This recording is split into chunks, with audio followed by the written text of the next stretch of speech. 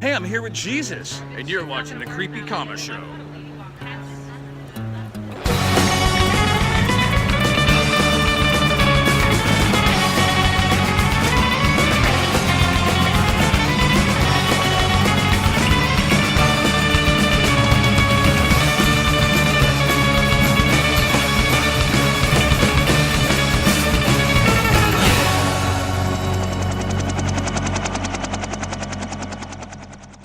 Hey everybody, Shaun Kama here. Welcome to the Kreepy Kama Show. We're going to do some interviews, we're going to have some good times, we're going to get into a little bit of trouble, so let's go.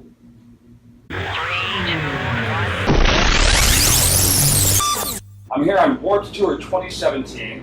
I'm here with my family, essentially. Juliet Simms, beer sack, and Andy Black. Uncle Simms. We're finally doing it, so here we are. We're actually doing it, ladies and gentlemen. So children at home, adults, everybody out there, here we go. All right, as far as horror films, as far as television shows, past or present, I know we've had kind of this conversation before. What's been most impactful for you? Like, what has really scared the shit out of you, or just changed you as an individual? And what do you think, Juliet? Gosh, it's a tough question. It is because there's so many. Because we're such fans of horror movies and scary movies. I think it's hard for us to watch a scary movie where we're not we don't talk we talk about it after, we debate. Obviously, The Shining is an incredible classic. Absolutely. In terms of a contemporary movie that kind of took us by surprise, which has now become very popular, but at the time that we saw it, it was one that we didn't necessarily know anything about, was Insidious. Mm-hmm. We didn't know anything about it Insidious at all. 1. The first Insidious, it was one of those ones where we rented it and had never seen any hype about it or anything, and watched it and just totally loved it. I think we watched it 4 times the first time we saw it. So really? It's been a long time for me personally since a horror movie. I first of all didn't see a trailer or know anything about it, just walked into it blind and then totally loved it. And obviously it caught on quite a bit because now there's 14 of them. I mean, that movie, crazy, movie scared the living shit out of me. Did it? Oh my gosh. For 2 weeks I couldn't be in a room by myself. Oh my god. Or I couldn't shut the lights off. I'd have to in my closet, I'd have to shut the back light off first, then shut the middle light off, and then get to the door, and then shut the door. It's very childlike. I mean, that sounds like me at about 6. Where you run and jump on the bed so the demon can't get you. Yeah. Now the demon, and we're getting a little off track here, ladies and gentlemen, but the demon is somebody that we actually knew. Yeah. Joe Bishara. Joe. Another really good scary movie was Sinister. Oh. That fucked me up. Yeah, it is Oh creepy. my god, it's the first one was fantastic. disturbing. It really is. How oh my gosh, so frightening. Another really great scary movie that I feel didn't get the credit it deserved was As Above, So Below. You told me about that. Yeah. I overlooked that completely. It's got a horrible Rotten Tomato rating. It's not rated well. It's not rated well, but it's unbelievably smart. It's unbelievably creepy and eerie. And I loved the whole concept of it. If you haven't seen it, I don't want to give anything away. Sure. Yeah. But it's basically about going into hell and going through hell and coming out the other side. And I thought it was remarkable. So it sounds like an original premise? Yeah. I mean, it is. It's the story is it takes place in Paris. In the tunnels underneath Paris, where catacombs. all the catacombs. And so the idea is a bunch of kids go in. They're trying to do a research project on all the skulls and stuff down there and everything, because they used to bury the dead down there. And so then they wind up walking into literal hell, and it's pretty interesting. Awesome, man! It sounds like Los Angeles. Yeah. So there we are. Right? But no, that's a good one. I like that one. She tried to get me to watch it for years, and I was like, And then you finally watched it, and he was like, I completely really overlooked it too. Go for it, man. Yeah, You gotta watch it. Another really great one we just watched. You, by the way, gave her a question that will never end. It's okay. I keep saying understand it's an endless question. Creep was good. Yes. Was it? Yeah. Oh my! Have you not seen it? Well, no. See, this is about learning. Yeah. This is a learning thing. Yeah. The thing about horror movies, though, to me, was always first and foremost the aesthetic, and we've talked about that before. Absolutely. I gravitate towards darker imagery. I like the use of makeup and special effects and visual effects in the more practical, traditional sense. Right. Kind of old school. Yeah. So when 80s I was a kid, I loved all of the famous monsters. Obviously, the Basil Gogos, art and everything, and Sure. That's just something that's always meant a lot to me. So horror movies in general, it's not so much that I'm like, oh, it's a horror movie.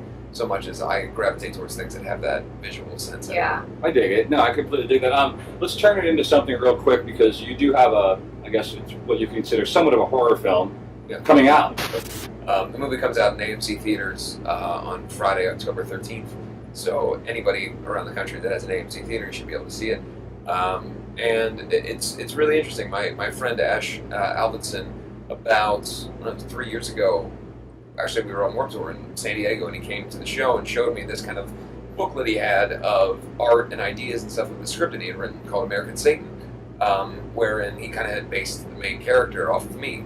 And he wanted to have the dynamic where there was Satan character and kind of the idea is this young kid moves to Los Angeles to become a rock star, struggles, meets the devil, sells his soul to the devil for all the fame and fortune, who is Malcolm McDowell. Caligula. Yeah. And A Clockwork Orange, right? And more recently, obviously, he played Loomis in the Rob Zombie exactly. remix. Right. So yeah, Malcolm was incredible. So in any event, the kid goes through a lot of awful shit, and maybe he comes out at the end. I don't know. Yeah, we don't want to blow it for the people at home. And the soundtrack seems pretty cool. Yeah, there's a lot of cool stuff. There's Jonathan Davis from Korn did a bunch of original material for it, and some of the Sumerian bands like Palais Royale and a bunch of others. There's a lot of original songs that are in the movie. I don't sing in the movie, but there's a lot. Well, there's a lot of original material in it. So. Right, that sounds really cool. I'm looking forward to that. So, how does this Warped Tour differ from previous Warped Tours? Now that this is really, I believe this is the first Warped Tour that Andy Black is headlining and pushing your album, correct? Yeah.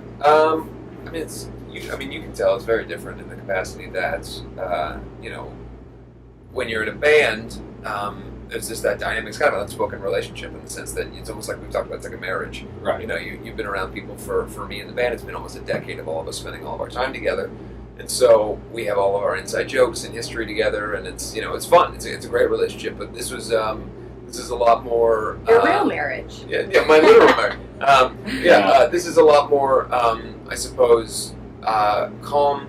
When you have 5 people, there's a lot of moving parts, and there's a lot of different people's personalities and stuff. This is very much just kind of, obviously, I don't drink or do anything anymore, and so being able to be in a situation where I'm in a very calm and kind of organized environment has been really great for me. I've really enjoyed it. But I also look forward to going back to the Black Veil world in January when we kick things off. So. Well, that sounds cool. I mean, obviously, living in a hallway, it can always be kind of confining. Well, you know what? The first apartment that she and I had in Los Angeles was essentially just a hallway. Yeah. It was like. So we're used to it. Haven't we all lived? Yeah, it was like a nice place, but it was just a hallway. Like it was the nicest hallway. It was a very expensive hallway. It's very expensive. Really expensive hallway. This is the first time that you guys have actually gone out as a couple. Yeah. And spent every day together, and you're teaching TEI classes. Yeah, I'm doing right? TEI classes, and I'm doing the thing TEI classes, but I'm doing also some nonprofit stuff, and we had the APMAs, and then she's performing and with then me. I get to guest vocal on our cover of When We Were Young, and it's nice. It's I have done the tour 6-7 times, something like that, and so it's nice for once to be on the tour where it's kind of like zen. I was going to use that word. I gotta tell you, people at home. It's very calm, and we're still doing a lot every day, and I'm still running like my businesses and stuff from the road, but it's a lot less hectic, and I haven't broken any feet yet, which is great. I've done that a couple of times. Yeah, absolutely. And so it's been, honestly, it's been such a pleasure for me to be able to watch him, killing it out here, going on stage every day. He sounds amazing. The crowds are amazing. Certainly. And I'm so supportive of his music and his art, so it's been really nice for me to just see and vice versa. I mean, you have a great support system in each other, is what I noticed. Yeah, absolutely. And you guys both seem so happy, and you're so healthy. I mean, honestly, coming from an outside point of view, you both look, you smell good too. Great. You guys smell great. That's no small my feat when it Saint comes. No small feat when it comes to being on Warped Tour and smelling good. That takes a lot of dedication. Absolutely. I mean, it definitely does take a lot of dedication. Can we just quickly talk about the new album that came out that you've got going on? So do you mean the Andy Black record, or yeah? Okay. So that's been about a year now, and it was one of those things where John Feldman, who I've worked with for a long time, he and I had always talked about how we shared a love of stuff like Lawrence of the New Church and Psychedelic Furs and bands like that, and we thought, wouldn't it be fun if we did something kind of in that vein more? And so we got together in 2014 and kind of wrote some songs together that were very derivative of that, almost in a way like sound-alike songs. Like we wrote songs that sounded very like Breakfast Club theme song kind of thing, but just for fun. And while it wasn't anything that we thought was going to go anywhere necessarily, we just had so much fun writing music in that theme that we thought, well, maybe this could be something if we really get serious about this and figure out what this project could be. Maybe we can do something else outside of Black Veil. And I'd always wanted to kind of travel down that road musically, and I felt that it would be unfair to the band and to what we've created to infuse too much of that into the band and kind of ruin what the band is and what the band has naturally evolved into. And you're referring to Black Veil? Yeah. Okay, So just to be clear. And the thought was that,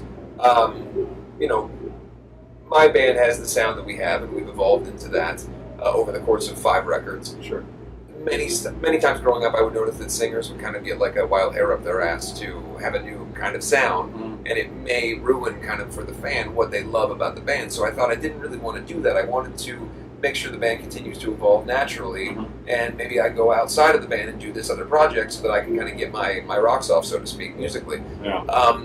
And so we kind of got the okay from the label. My label was very excited about it and wanted to do it. So we started recording the record in the fall of 2015, and it was just such a wonderful, cathartic, great experience for me artistically. It was some of the most fun I've ever had. Every day we had friends come in, whether it was Patrick Stump from Fall Out Boy or Gerard Way from My Chemical Romance, or so many other people. How about Skiba from Alkaline Matt Trio? Skiba came and sang guest vocals on a song. Stay Alive. Yeah, Stay Alive. Which is a fantastic song. I mean, it's a great track. It's one of my favorites on the album, honestly. Thank you. Yeah.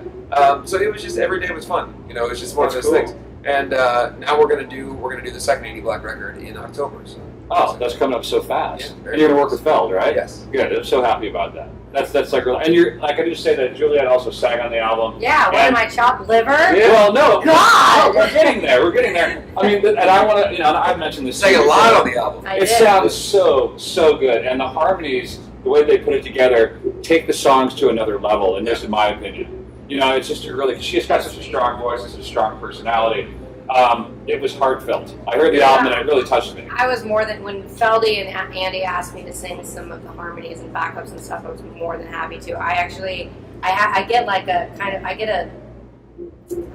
a kick out of doing harmonies, because it's singing the lead vocal is one thing that comes naturally and that's easy, but doing harmonies is challenging. Sure. And I love doing them. I have a lot of fun in the studio doing the harmonies, because it feels like I'm like mastering something, and getting to do them with Feldy was just so much fun. It's really I really it's like it because my favorite female singer is my wife, so I get to be like, hey, will you come be on this record? And then I have to convince her too much. Well, that's really cool. I mean, it's always time. It's great to be able to spend this kind of time together and actually create things together. Absolutely. Isn't it? I mean, it's true, and it's just a natural marriage, literally. Yeah. So I mean, what can we say?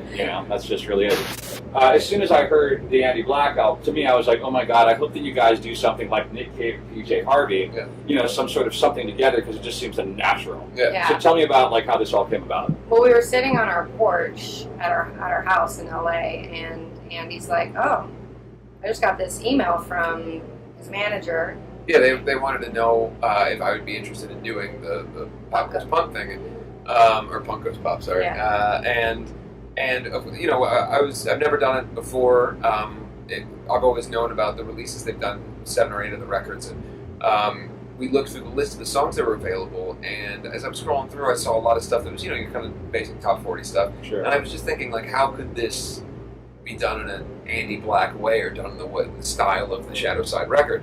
And so I started talking to Feldy, and it just seemed pretty obvious that the only way we could really go would be to do something that's more of a ballad. So we happened to see on there that Adele song was on there when we were young. And it just seemed really obvious that first of all, I can't sing in that capacity.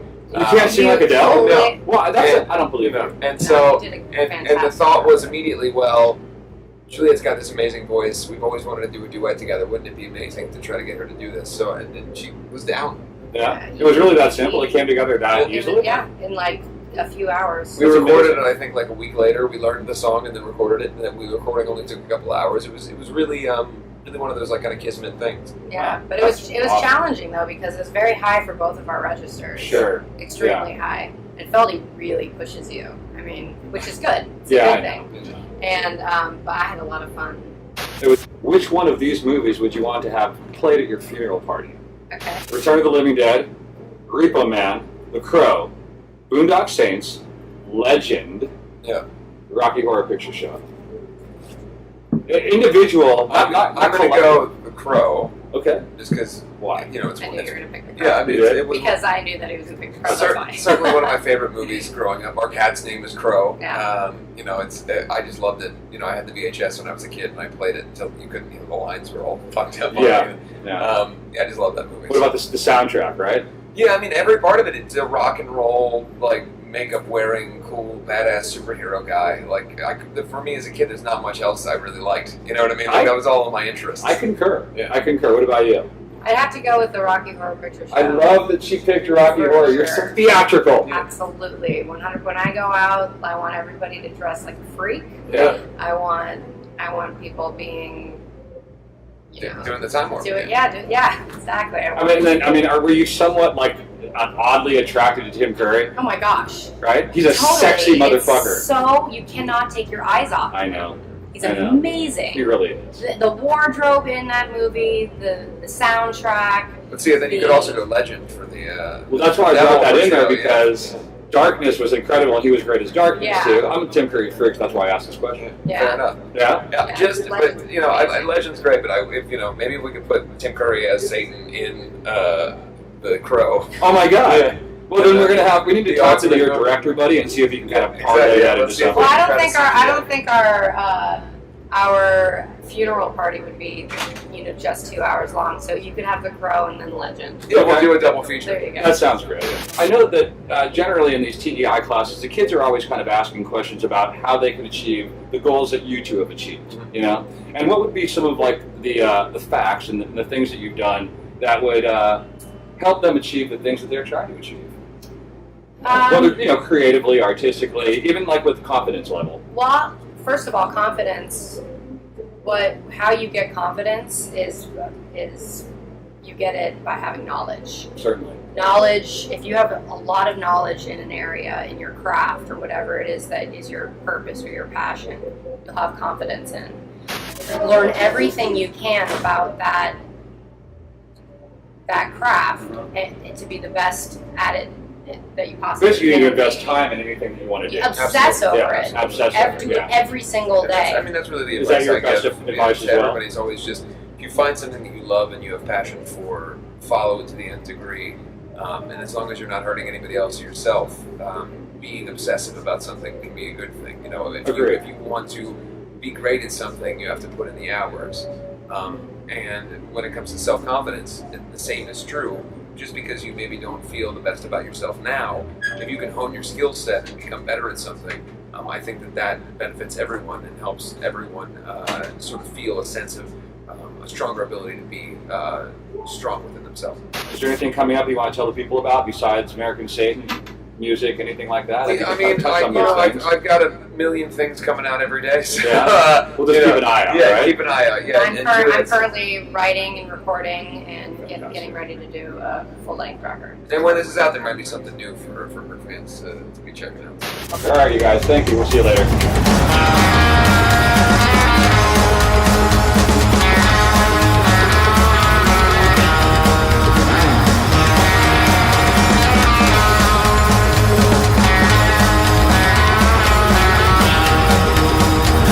See a flicker in the shadows of the night.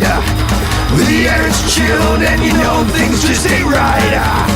Walking further down a path you shouldn't take. Time to pay the price, time to see your fate.